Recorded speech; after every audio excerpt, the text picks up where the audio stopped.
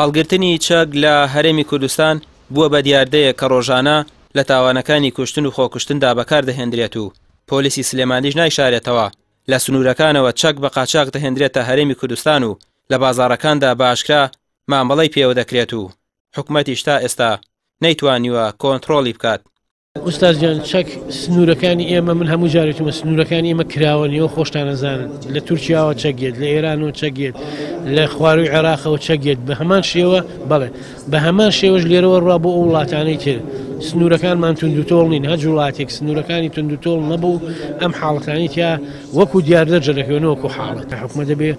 بە یاساکانی بچێتەوە حکومە دەبێ وەزارەتەکان ڕاست پێرێ بۆوانەی کە نەخۆشن و کە نەخۆشی دەرونیان هەیە خزمەت بکرێن مامۆستاینەکانە بێ لە مینبەرەکانەوە خۆکوشتن وەک لە ئیسلامە حرام کراوە ئەوان تیشکی بخەنە سەر دیارە خرێتە بازارەوە مشتری خۆی هەیە ئەڵێ ئەوم بۆ بێنە بە مواسەفات بۆێنێت ئەدرێتە دەزە و کەسانە زۆریش لەوانە گیراون. بەپێی ئامارەکان زیاتر لە 170 تاوانەکانی کوشتن و خۆکوشتن بەهۆی چەکەوە ئەنجام دەدرێن لە پانێڵێکدا کە لەسەر دیاردەی چەکداری ڕێکخرابوو. سەرۆکی دەستەی مافی مرۆڤ لە هەرێمی کوردستان جەختی لەوە کردەوە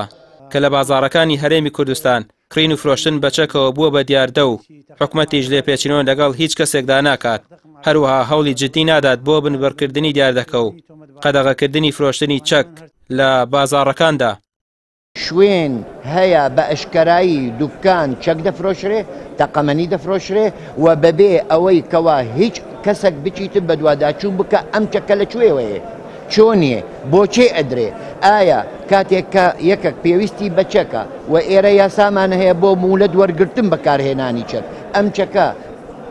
ئاسایش یاخۆ پۆلیس ئەوانەی کە بەرپرسن وزارەتی ناوخۆ بە دوواداچوونەکەن ئەم چەکە لەکوێ هاتووە چێناڵێ ئەم چەکە هەرچەکی شوێنێکی ترە دووبارە فرۆشتن و کڕینی پێکرێ اینجا بەڕەڵابوونی کڕین و فرۆشتن تەبیعی هۆکارێکە بۆ ئەوەی ئەم چەکە لە شوێنێک بیبتن دیار نەمینێ لە کاتێک کە پێویستی پێێتی بەکاری ئێنی و تاوانەکەشی پێ ئەنجام ئەدا و چی هێزێکیش ناتوانانی بزانی کەمە ئەمە چێ کردووە. شارەزایانی دەرونی و کۆمەڵاتی جەخل لەوە دەکەنەوە دیاردەی چەکداری پەیوەندی بە هۆشیاری تاک و کەڵەکەبوونی قەیرانەکانی کۆمەڵگەوە هەیە هاوکات بە ئەرکی حکومەت و لایەنە پەیوەندیدارەکانی دەزانن ڕێگری لەوە بکەن کە هەرێمی کوردستان ببێتە کۆمەڵگەیەکی سەربازی و دیاردەی چەک هەڵگرتن ببێتە کلتورێکی ئاسایی. دامەزرا و فەرمیەکان وەک دادگا و پۆلیس هێندە بەهێزگا هاوڵاتی میتوانی پێیان هەبێت و بە تەواوەتی چەک لە دەستی یاسایە کۆ بکرێتەوە و لە لایەک تریشەوە زۆر گرنگە کە وەزارەتی ناوخۆ وەزارەتی پێشمەرگە و دەستگای ئاسایش هەستن بە بابەتی وشیارکردنەوەی کادیرەکان مونتیسەبەکانی خۆیان و کارمەندەکانی خۆیان پۆلیس و پێشمەرگەکانی خۆیان بەوەی کە چۆن مامەڵە لەگەڵ چەکەکەن.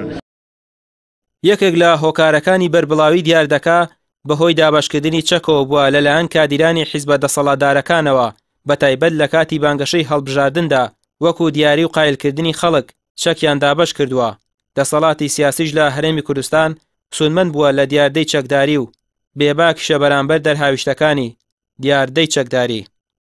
ڕامیار عوسمان کەناڵی ئاسمانی پەیام سلێمانی.